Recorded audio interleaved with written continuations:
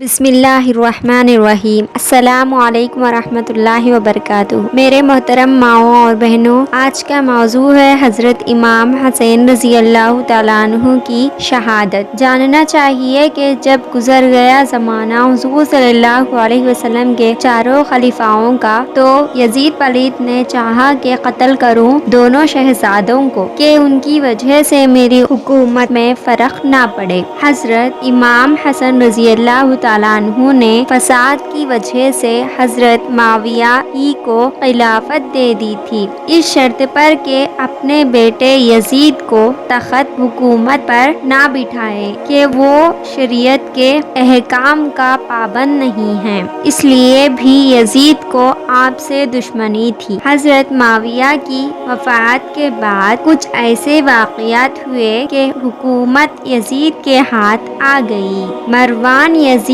کا ماموں اس وقت مدینے میں گورنر تھا۔ حضرت امام حسن اور حضرت امام حسین رضی اللہ تعالیٰ عنہ سے دشمنی رکھتا تھا۔ یزید نے اس کو حکم دیا کہ اگر تو حسین رضی اللہ تعالیٰ عنہ اور حسین رضی اللہ تعالیٰ عنہ کو مروا دے تو میں تجھ کو بہت انعام اور بڑا عہدہ دوں گا۔ مروان نے اس حکم کو سنتے ہی حضرت امام حسن رضی اللہ تعالیٰ عنہ کے مروانے کا ارادہ کر لیا اور ایک عورت کٹنی کو انعام دینے کا وعدہ کیا۔ وہ کٹنی انعام کے لالچ میں آ گئی اور حضرت امام حسن رضی اللہ تعالیٰ عنہ کی بیوی جودہ کے پاس آئی اور پیار و محبت سے کہا کہ بیٹی، تمہارے حسن و جمال کی شہرت تمام ملکوں میں مشہور ہو گئی اور بڑے بڑے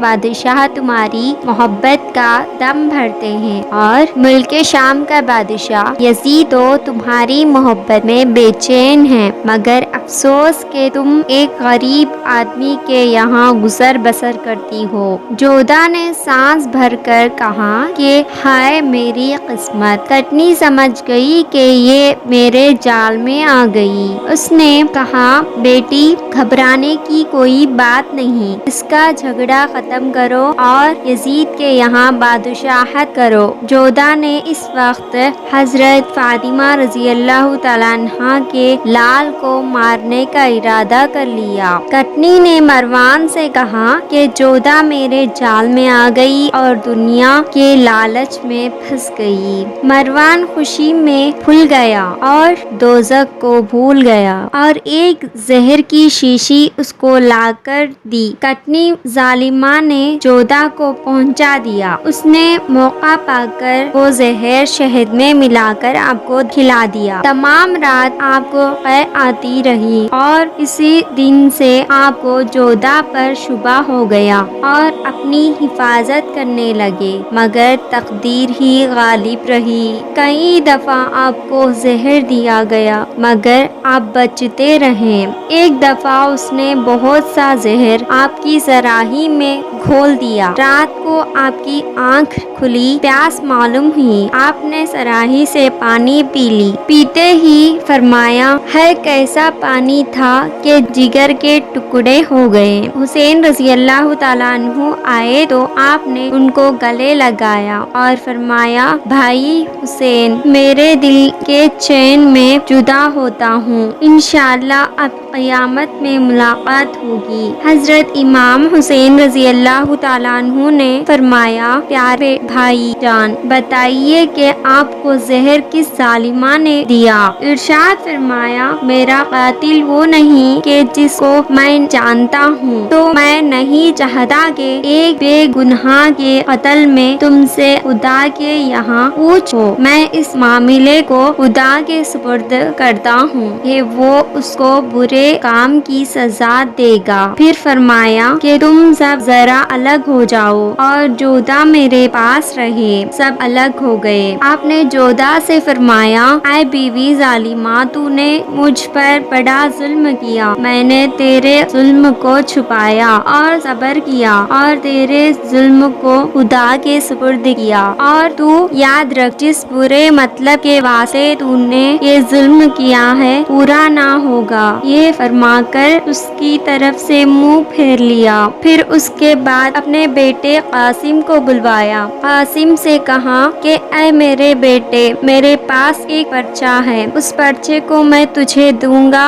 اور وہ تو اس وقت نکال کر دیکھنا جب حضرت حسین رضی اللہ تعالیٰ عنہ مصیبت میں ہوں گے۔ اس پرچے کو تعویذ بنا کر بازو میں باندھا گیا۔ پھر فرمایا، اے میرے پیارے بیٹے، جب تمہارے چچا حسین رضی اللہ تعالیٰ عنہ پر کوئی مصیبت آئے تو اس تعویذ کو کھول کر پڑھ لینا اور اس پر عمل کرنا۔ پھر حضرت امام حسن رضی اللہ تعالیٰ عنہ نے فرمایا، بھائی حسین، میں نے سب گھر والوں کو اللہ کے اور تمہارے سپرد کیا اور کلمہ شہادت اشہد ان لا الہ الا اللہ واشہد ان محمدًا عبدہ ورسولہ پڑھ کر اس دکھ کے گھر دنیا کو چھوڑ کر اللہ کے طرف کوچ گئے اور روح مبارک جنت الفردوس میں پہنچ گئی۔ انا للہ و انا الیہ راجعون۔ اب سنیں جودہ کو سزائے دنیا۔ حضرت امام حسن رضی اللہ تعالیٰ عنہ کی وفات کے بعد جودہ کو مروان نے یزید کے پاس پہنچا دیا۔ یزید نے جودہ سے کہا، اے ظالمہ، تو نے بڑا ظلم کیا کہ ایسے حسن و جمیل شوہر کو زہر دے کر مار دیا۔ اے غدار، تیرا کیا اعتبار، میں تجھے اس ظلم کی سزا دوں گا۔ یہ سن کر جودہ خبیثہ حضرت امام حسن رضی اللہ تعالیٰ عنہ کے احسانوں کو یاد کر کے پچھتائی، ہے افسوس، میں نہ دنیا کی رہی اور نہ دین کی۔ 3 روز کے بعد یزید نے حکم دیا،